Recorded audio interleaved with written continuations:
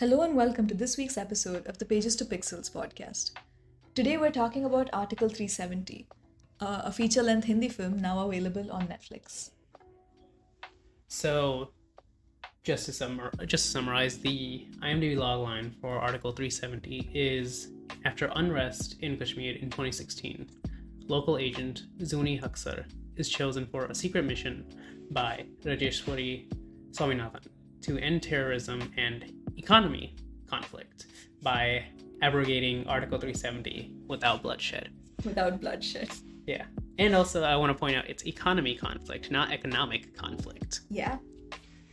Very carefully chosen words, clearly. So what did you think? So I kind of want to actually have this conversation in two pieces. Kind of like part one, we're talking about just the movie, stuff like the writing, cinematography, acting, all that stuff. And then want to talk about, we can talk about whether or not it's propaganda or not, and like what makes propaganda. Does this fit that definition? So if we're talking just about the movie itself, I think it's technically pretty well made. I think the cinematography is good. I think the guy playing Modi looks like Modi. Yep. So the makeup was great. Yeah. The guy playing Amit Shah was very much like Amit Shah. Yep. Most of the acting I thought was good. Some of the story stuff didn't quite work for me. Mm-hmm. I did find myself a little bit bored. Right. Yeah. I agree. I think that this movie had a lot of elements that worked really well. Let's start with story, as we usually do. So for context, this movie is based on a series of real events, right? And when those real events are so fresh in your memory, it's very hard to separate that from what you're watching. Yep. And I think that was my biggest challenge, is that I was very in tune with what was happening when the stuff happened in real life. Yeah. So watching and obviously exaggerated. Well, I don't know. I say exaggerated, but I mean a cinematic version of things was interesting. It was interesting to separate the two. Like you said, I thought that the screenplay itself was a little flat, in the sense that they were relying very heavily on just the general emotions and the feelings of nationalism to carry the movie forward. The film itself, I didn't feel was super tight. The emotional stakes, again, relied heavily on nationalism for these characters, and I'm not sure how effective that was.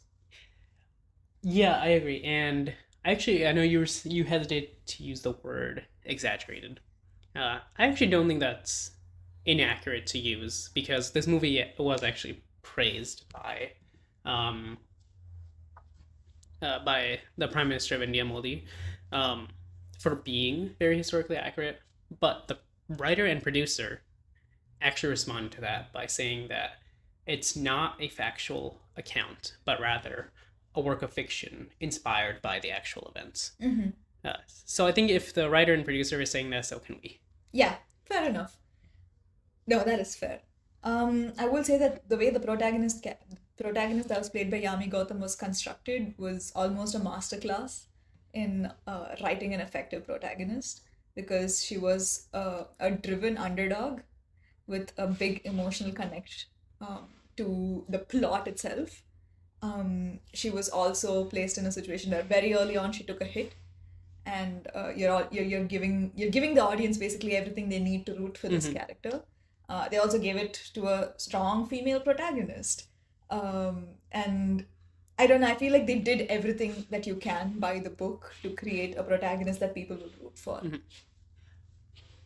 I guess my question is, did you root for her? Well, I think maybe my decisions are more politically. In this movie, it's hard for me to do that, That's because correct. I have strong feelings about the politics of it. There felt like... It also felt like there wasn't... I don't know, there wasn't a personal connection that she had. You mentioned this earlier. It was kind of the thing driving her was all nationalism. Mm-hmm. I think they sort of hint at there being a personal thing. It might have mentioned that that's her home.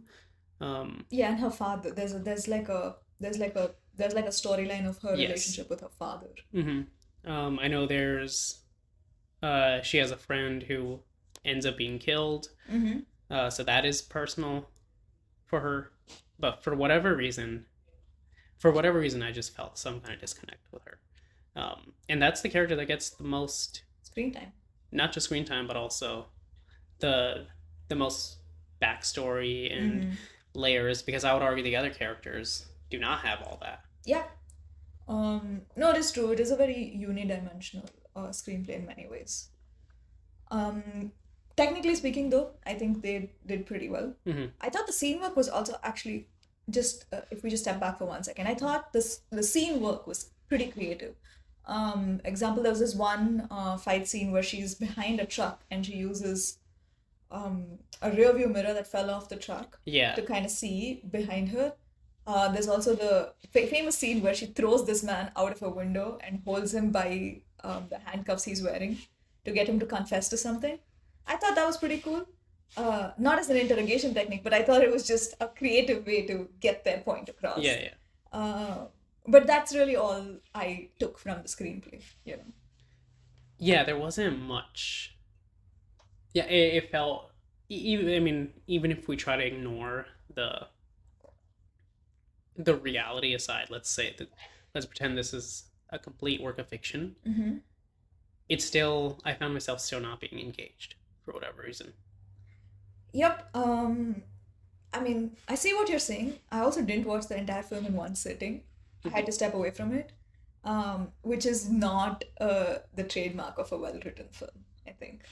Um, I think another reason that it felt a little shallow was because it just went, it was like, um, it was just, I think the pacing was a little off, where it was just one after the other, just Yeah. incidents one after the other. I'm not sure they gave us enough time to sort of sit in the low moments. Hmm. There weren't many, but I don't think they Yeah. gave us the time to sit in any of the low moments. And maybe that's why there was that big of a disconnect. Yeah. Um, that being said, now moving on to the technical stuff. I thought the cinematography was really good. The lighting was Oh yeah. actually brilliant. I feel like in some scenes, maybe even Yami Gautam's character was lit a little differently than like everybody else in the frame, because she was like glowing basically, Hmm. which is interesting because she used to be the brand ambassador for Fair and Lovely, which is now Glow and Lovely. Yeah, that's actually fair. It reminded me a little bit of what David Fincher likes to do, Mm-hmm. where he likes to, if you watch most Fincher movies, not all of them, but generally the characters or the actors are lit slightly darker than the backgrounds Mm-hmm. to create a sense of dimensions and depth in the frame. So they kind of did the opposite, Mm-hmm. where they lit her specifically Mm-hmm. differently than they lit uh, both the environment and also everyone else, Mm-hmm. creating more of a sense to try and make her highlighted and kind of pop Yeah. in front. And I wonder if that is what took me out of it, because instead of feeling like she was part of the environment, she felt like she was standing out Mm-hmm. outside of the environment. Yeah, I mean, I can see how that would happen. No, that's interesting. I'm not sure I've really noticed that anywhere else. You know, where they have this one character lit completely differently to Mhm. have them pop out. No, but it was. I mean, she is a good-looking person, and I can see that there's a lot of effort from her and on this film. Most of it paid off in some scenes. To me, her acting specifically came across as very unidimensional. Um, she's just an angry young woman. Angry person yelling Um, a lot. Yep. yep, no arc really in the film. Nope. So, you know, an actor can only do what Hmm. what they've been given. Yeah. Priyamani's character is present in the film. That's really all you can say about it. Really, not much for the character to do or say. Um, I will say that maybe the standout performance to me was the guy who played Amit Shah. Um, Probably. it Yeah. was I thought it was like a great job. I mean, Yeah. like the body language and just everything. It was really like just watching, Amit Shah. Yeah. And I don't think they, I don't think they technically never name drop What? them officially. Like, you can tell it's You them. don't have to name Yeah, drop yeah. them. But even on TV, it's, the guy who plays Modi is Prime Minister based on Narendra Modi. Got He's it. not Yeah. Narendra Modi. The guy playing Amit Shah is, his character name is Madhav Patel, based off Amit Shah. Yeah. But if you, again, that I only know that because I'm looking at the IMDb. Right. If I were not to do that, You would just assume. yes. Yeah. No, it was interesting. I feel like the editor definitely had their work cut out in this film because there's not as much action as you would see in maybe like Monkey Man or John Wick or anything like that. But there are a good number of like Yeah. action scenes, which I'm sure would have required a lot of choreography. Yeah, I'm sure. Yeah, action scenes are not easy to make, and even though you're not getting much hand-to-hand combat, it is kind of the war style action scenes. Yeah. Some of them are very impressive. Yep, and I mean, it's like I said, the movie was cut together pretty well. I would say that my only problem again was the pacing, which is a bigger zoomed out issue. Yeah. But at a scene level, I thought it flowed really well. Yeah. They took us from one place to the other seamlessly. It was very well done. I think. Well, what did you think about the antagonists? They were kind of there. Yeah. Well, some of the main antagonists are supposed to be the politicians who work out of Jammu and Kashmir, and they don't want Article 370 to be removed because they kind of have free reign when Kashmir has special status, right? Again, a couple of them were based on real people, and I thought the performances reflected that. But again, they were really just cardboard cutouts. They were not full-fledged people with like actual reasons behind these motivations. And I think again that was kind of why it was hard to invest in this as just a film. I think I had that issue with just about all of the characters. You mentioned the Yami Gautam character doesn't have a journey that she's going from a personal level where there's no arc or anything. But kind of nobody does in this movie. True. I would say. There's everything about this movie is entirely plot and story focused. All the dialogue is is about moving the plot forward. There's no actual character work being done. Other than, giving some, like, making Yami Gautam cool, making... Giving her a backstory. Giving her a little bit of a backstory, but the backstory does not...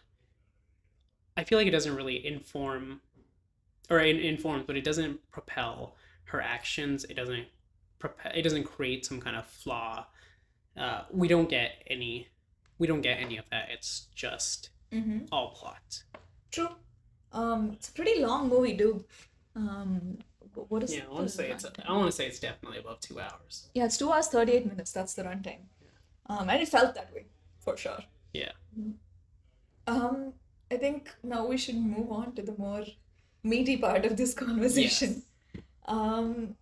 We're going to talk very briefly about what propaganda films are, what makes a film propaganda, and just kind of the pros and cons of making stuff like that. Just very briefly, a propaganda film is any film that's made with the intent to promote a certain set of ideas. Like, these can be religious, political, cultural, anything. And they're usually made with the intent that after watching this, the viewer adopts the stance that the propagator takes in the film. So in a film like Article 370, the intent would be that after watching this, the viewer starts to believe and starts to agree with the filmmakers in that removing Article 370 was a good move. Like, that's what the film was trying to tell us. In that aspect, I think this was straight up propaganda. Yeah, it technically does fit that definition, although I think that definition is a bit of an oversimplification, because let's imagine the movie was the opposite. Would you still call it propaganda? If it was anti-government? If it was, yeah, like, I mean, yeah, if the point of the movie was, hey, maybe we might have messed up and didn't do the right thing, would you argue it's still propaganda? Probably not, because it's going up against the larger sort of Yeah, ruling body, yeah, so to and speak. that's exactly what I wanted to touch on because it technically still does fit that definition of propaganda, where it is it is pushing a certain ideal, usually an ideal that the filmmaker has. Um, so by that definition that we're looking at, which by the way is on Wikipedia, it's that very first sentence. Technically, it fits that, but and that's why I always like to specify where, you know, it as you said, propaganda is when it is a movie made uh, to support those that are in power. While Mm-hmm. if you're advocating for those who are not in power against those who are in power, um, something like Monkey Man did, Yep. I would consider that not to be propaganda. I think that's a pretty clear way to put that across. I think a lot of general like filmmaking and storytelling techniques were used for the film to I'm going to say message moving forward. The film to get its message across as effectively as possible. The first one, and we were talking about this before, was they took real life arguments against the actions that are happening in this movie and they just gave them to the antagonists of the Yep. film. So now, when this conversation happens in real life, the natural next step for that progression is the people are going to be called out just the way the antagonists in this film were called out. Yeah, and the antagonists are straight up villains who want like just to spread like yeah terrorism and death and control, and they want control and power.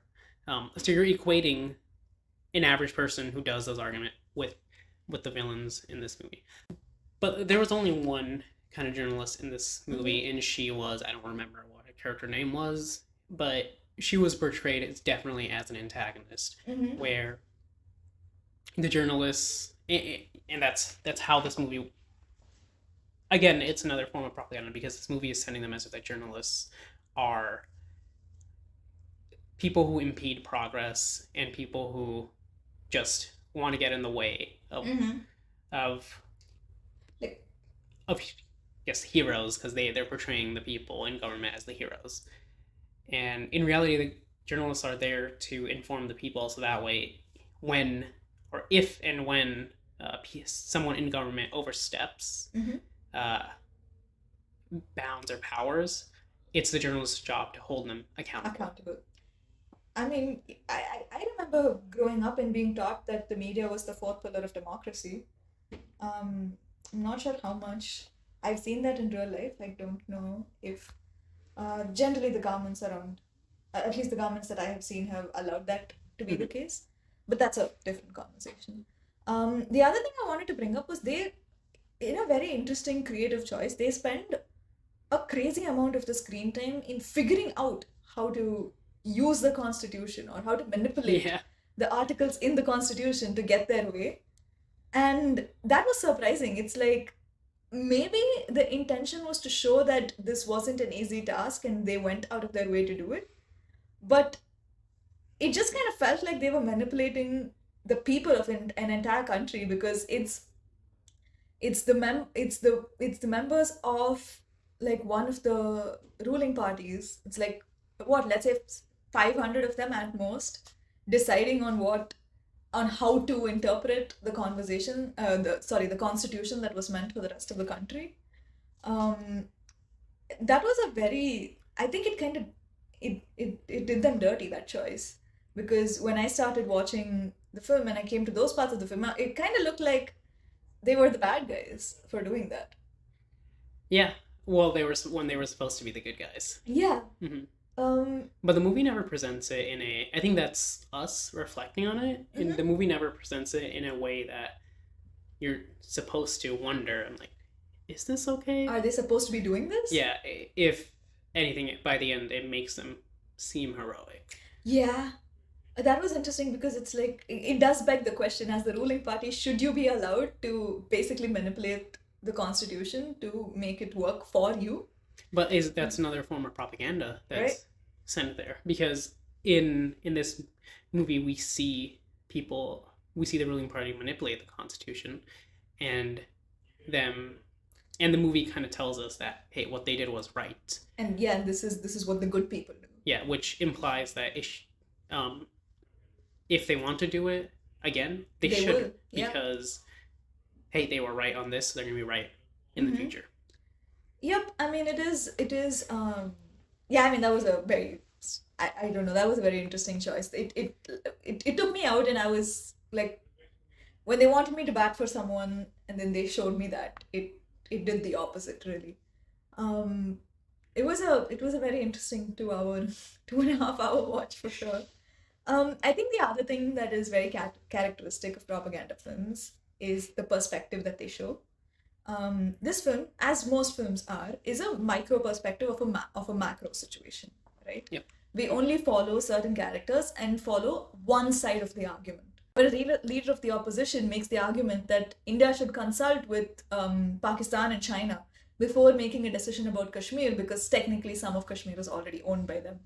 And this is obviously, this is meant to make him look stupid. Yeah.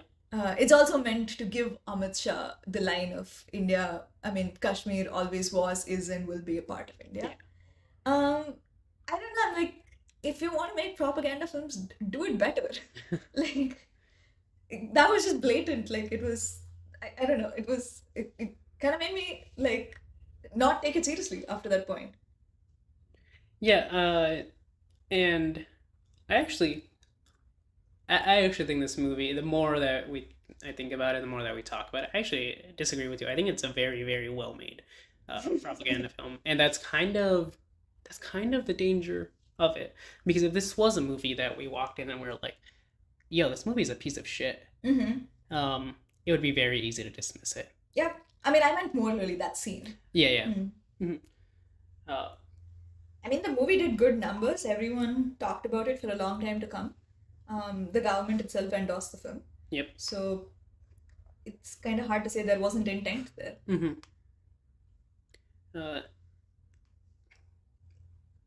you have any final points? Not Okay. in the program. Okay. So I think the final thing I want to say is, when it comes to not just this film but also propaganda films in general, is these movies kind of tell you how to feel, but they don't show you how to. They don't ask you to ever think for yourself, because we're not gonna. This discussion we're having is not about, was removing Article 370 good or bad. Right. That's not what we're talking about. The movie has its own standpoint, of course, but that's kind of it's telling you one point of view. It's never actually asking you to think about it for yourself, or do any sort of critical thinking, which I think when you are talking about issues this big, Mm-hmm. I think that is something that's required. This movie is, we talk often about, I mean, we were talking about Godzilla and Kong a few episodes back, where, hey, this is a turn off your brain movie Right. and just enjoy it. That's kind of what this movie wants you to do in a different way. Right. But it would be so dangerous if you did that. Yes. No, I mean, I think you're absolutely right. It's like we were saying. They show you one side and expect you to just be on board. Yep. And unfortunately, when you present another side to this argument, the rebuts are this is a work of fiction, or that you're anti-national. Yep. It's really just one of the two, and I don't think those are fair boxes to fit your opposition into. Yeah. That being said, this is available on Netflix if you want to watch it. But if you are craving something that does arouse a feeling of patriotism and want to watch a film, I would recommend Bhag Milkha Bhag. Love that movie. It's a biopic based on Milkha Singh and his struggles becoming the runner that we all know him to be.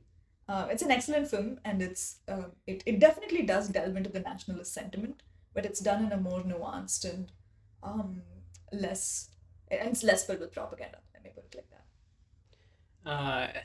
Yeah, I'm actually going to recommend I'm going to recommend an American movie called Sicario. Uh, and I they're kind of they're similar-ish. I'm willing to bet money that the creators of 370 watched Sicario and were inspired by it. I think even if you just if you haven't seen it, just watch the trailer and you will see that, oh yes, this movie clearly is inspired by Sicario. But I think the difference between Sicario is that Sicario is all about the drug war and the U.S. Military going into Mexico to kind of take down these cartels. But what it also shows is it's a very nuanced approach to the drug war because it shows how we, the U.S. And our government, kind of propped up these cartels in the first place, and now we're at the point where, oh crap, we can't control them. So I think and I prefer that because it forces you to think, as opposed to giving you one side that doesn't have any layers to it.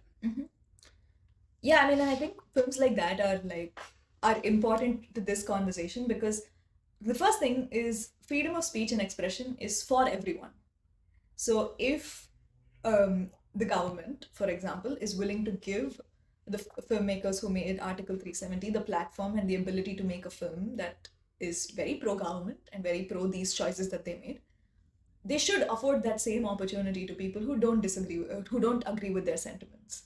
Um, when we come from a media landscape where any voice that disagrees with which disagrees with what is considered ethical in the eyes of the government is silenced, then that becomes a problem because they're trying to say that only one point of view is allowed to exist in this world. And traditionally, that only happens. Traditionally, victors write history, so Yep. it creates an atmosphere where that victory has already been won. Mhm. It's something to look out for. I think the moment anyone tries to silence the media and storytelling, it is time to be alert. Um, at the end of it, all I'm saying is if Article 370 can exist and get released in India, then so should Annapurni, so should Monkey Man. Monkey Man. Exactly. That's really all I'm trying to say. Yeah. Now we can sign off. Before we sign off, we should give our ratings and then just kind of, what else have we been watching from pass, consider, recommend, basically pass, not a good movie, consider, it's decent, average, recommend, we genuinely think it's a great movie. Where do you have 370 on this? I mean, I would say pass. It's an, like, even if let's say we forget everything else about this movie, forget the propaganda, forget taking sides, all that. On a side note, we shouldn't be doing that about any movie. We should be having these conversations. We should be adding context to whatever piece of art we consume. But for the sake of this argument, if we set all of that aside, it's still a pretty boring movie. I agree. I'm gonna pass on that. It's technically well made, but again, I found the movie itself pretty boring, and of course, it's basically a propaganda movie. That being said, this week I also did watch some other really fun stuff. I started this animated TV show called Gravity Falls. It's on Hulu. It's great. It's a lot of fun. It's weird and mysterious and magical and all kinds of funny. Check it out if you have the time. Yeah, I watched Civil War, the new Alex Garland movie, not the Marvel Civil War movie. Yeah, I wasn't a big fan of it. It's story about photographers going on a road trip through the Civil War, but it's about a modern day Civil War that never goes into why the Civil War happened, and effectively it's kind of taken the stance of like, that doesn't matter, just look at the destruction. And while I understand someone making that stance, I think when we live in a time where there are people, some who are running for office or are in elected office, that deny the reason why the actual Civil War happened, I don't think you can make a movie in today's day and age about a modern day Civil War without addressing the why of it all. Yeah, it's interesting because I feel like a lot of times the people who are the perpetrators of whatever injustice are the ones who want to make the argument that it doesn't matter why it started. Yep. Yeah, sorry. Alright. Cool. Alright, so thank you so much for listening to this episode. Please remember, if you like these episodes, like, share, subscribe. It helps us out a lot. Thanks so much. Thank you, and see you next week.